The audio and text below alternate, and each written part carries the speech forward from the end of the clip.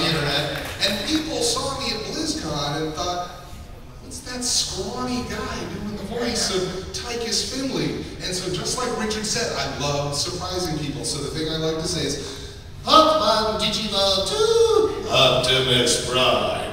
Here, you so goddamn time.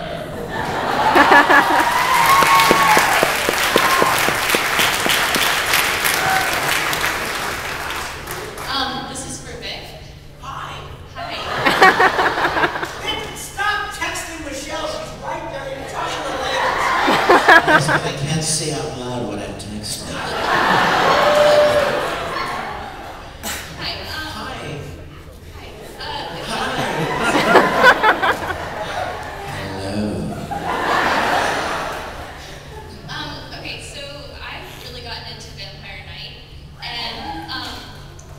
Did you have ID to get in?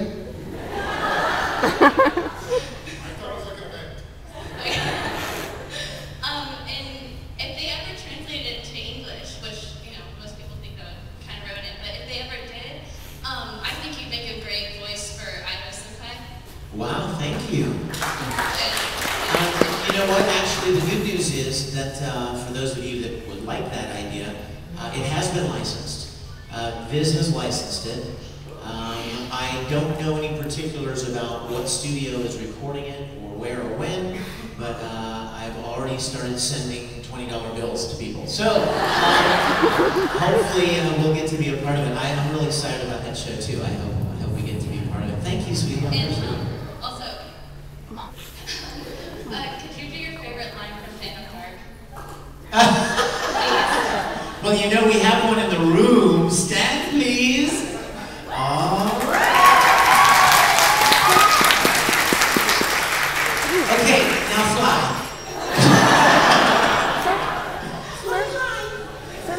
Well, you know, all you can say about Phantom Park is it Amanda?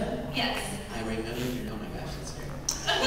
All I can say is, Amanda, how would you like to go on a date with Phantom Park?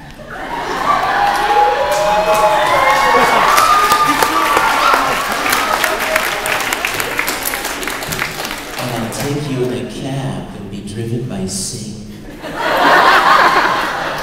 And Santa will share the back seat with us.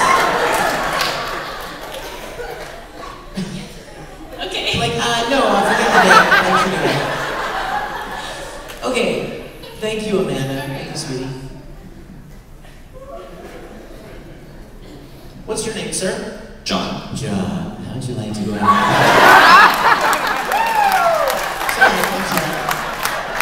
Text. In the meantime, I've got a technical question. Reference to home studio. The few specs I've read about home studios always call for ISDN lines. Nothing's based on just internet communication. Is there a reason for that?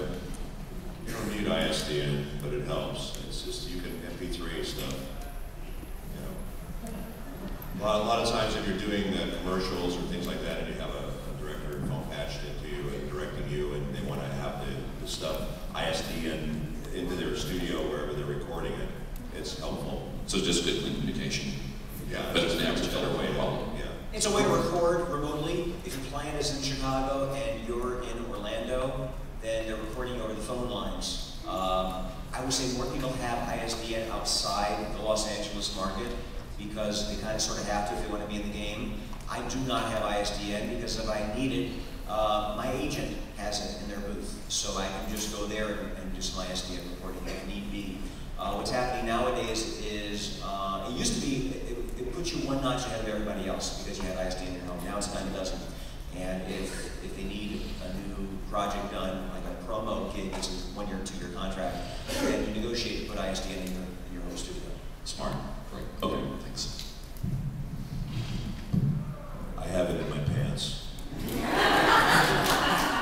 I was doing the Lucas project, and they actually had several ISDN hookups to the point where they could actually run your equipment from Skywalker. Oh, yeah. It was very scary. And they also had, yeah, exactly.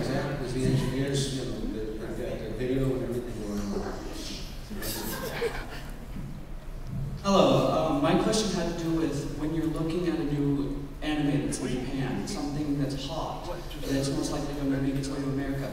Do you see a part in there that you think that you may like to do? Do you dub it then, just take it and just see what you can work with it, dub it, and send it to the people who are doing the film recording in order to get a part? Or how does the whole getting your part process take place? This is probably the sure way to get the studio to go see this guy. Don't let him in the building. You gotta kind of go about it, you know, the right way. And I don't think most people do what you say. Most people don't, don't pick a character and dub a version of it. And you know what? There's so many problems with that. There's so many reasons why you don't want to do that. But another good. He wants her to take some questions from in the back. This nice gentleman's had his hand for so long. I'm just trying to help him out. Well, let's finish this answer first. The way most of this stuff works is it goes through, a company will buy it, and then they'll assign some studio to produce it for them, and they'll have auditions, and they'll have the actors come and read for it, just like any acting part you go for. And what I was going to say was, you don't want to do that for a lot of reasons, but one that comes to mind immediately is you many times have no idea what the director has in mind.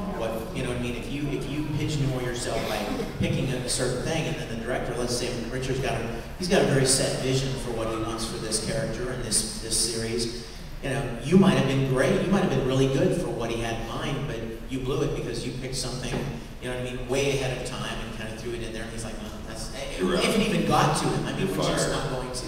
So, yeah, you kind of go through the channels, get plugged in with studios and audition. And as an actor, you really don't want to pick a role. You kind of jinx yourself. If you pick a role, oh, I wouldn't say that guy.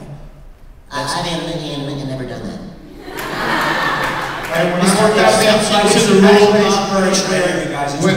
When I walked out of the audition for Transformers and asked to read for Optimus Prime, they told me no. So, yeah, that was a part that I wanted, and they heard my audition and they cast me anyway. So sometimes it is good to want something. Oh, you don't want to force yourself. Like, kind of a superstitious way, you know, like as an actor, you kind of jinx yourself if you get set on this one character, and there could have been a lot of other opportunities that you limit yourself from. So that's all I'm saying. That's kind of my point, is you don't want to limit yourself to any opportunities. Question? I actually got two questions. First of all, this is for Vic. How great was it to play the #1 honor student of Evil Academy, Mao? Are you a Disgaea fan? Exactly. Excellent. I love Mao. He was a wonderful evil little troll, wasn't he? He was fun. Oh yes, and his constant little laugh, his little, his little melodramatic evil laughs. Thanks, man. I'm glad you enjoyed it. What's your name? Yeah. What's your name, bud? I'm George. Thanks, George. Yeah, you know me as the Black Ichigo, remember? Awesome. Our second question. This is for pretty much everybody. If you were to do voiceover roles for video games, which voice acting studio do you go to? Is it always a random one when they need you to play this certain role, or is it always going to be the same one? Whichever one they book, yeah. I mean, I live in Los Angeles. There's about as many studios as there are actors, so it's whatever one they're booking at, or my home studio sometimes. There are different stages in production. There'll be a company that licenses a show or a game, and then that company will license a contracted facility to record that show or game. It could be any number of studios. I know Richard works at a lot of different studios, as I do, and Bob, we all do. There isn't any one set place you go for games or shows. They are all contracted by different companies for different projects. Question? This is for the whole panel. After you get stuck in a character, what happens when they make you sing? They make you what? Sing. You sing? But I will tell you that I did a show years ago called Sinbad, which was sort of like Aladdin, and I was playing Sinbad, and at the end of the first recording session, they had sheet music out. And I turned to the gal next to me, Melissa Disney,